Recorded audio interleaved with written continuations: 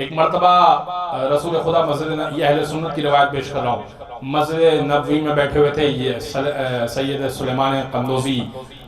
رحمت اللہ علیہ نے ینابع المودہ میں اپنی کتاب ینابع المودہ میں سے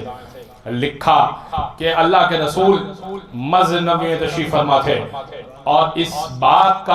کی تکرار کر رہے تھے،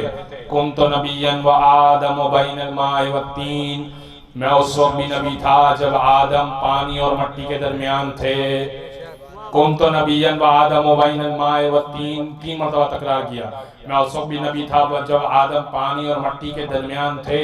میں اس وقت بھی نبی تھا جب آدم پانی اور مٹی کے درمیان تھے۔ فدخل علی فی المسجد، علی مسجد میں داخل ہوئے، اللہ کے رسول کا جملہ کہا سنا، فرمایا کنت ولیا و آدم بین الماء والتین، میں اس وقت بھی ولی تھا جب آدم پانی اور مٹی کے درمیان